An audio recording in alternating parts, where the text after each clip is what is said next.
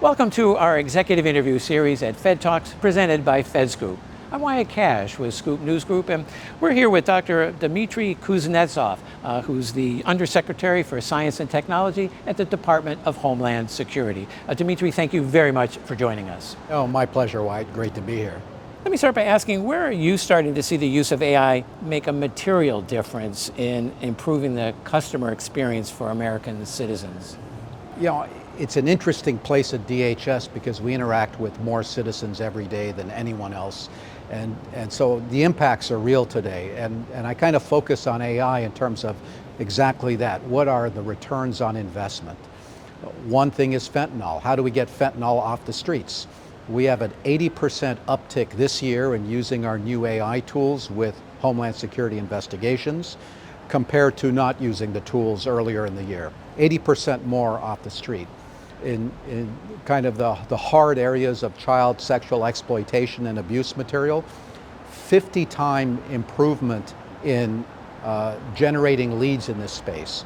It's led to taking down this year 8 trafficking networks, 68 kids rescued, 8 life sentences. You know, we have measures like that, and we have a whole bunch of these. So the impacts of AI today in terms of how it's affecting citizens and our environments around us are real, and we see that every day.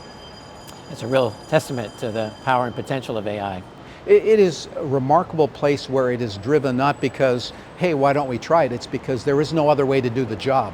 The data is so rich, it is often real time, it is streaming, it's dark web, it is through law enforcement seizures. You just can't get someone to look and say, what's in this 100 terabyte dump of files? It's like, I don't know, and if you have to act on it, how is it related to everything else you've seized?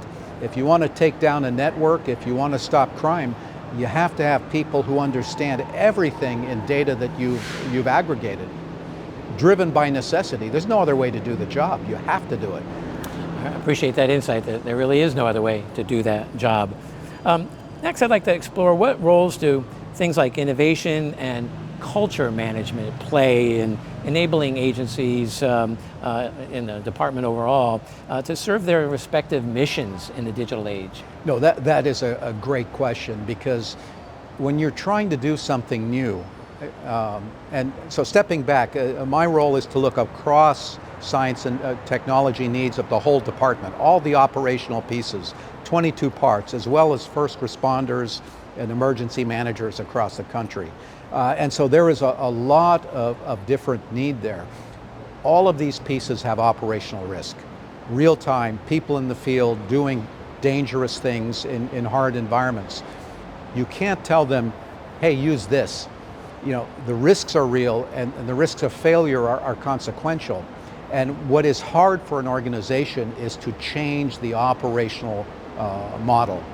And so changing the culture is exactly what you have to start thinking about.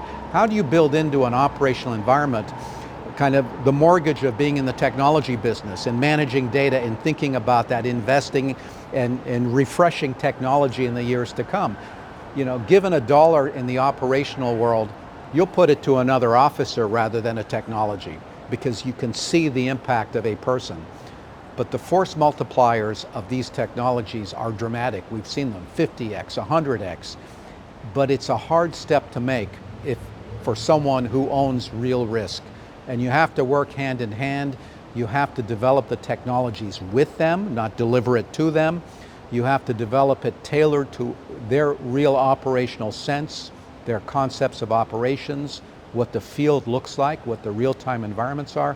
And as you work them through that, and as they use both, maybe introducing it in a passive way on the side, as you start to see the benefit, you can start to see the adoption.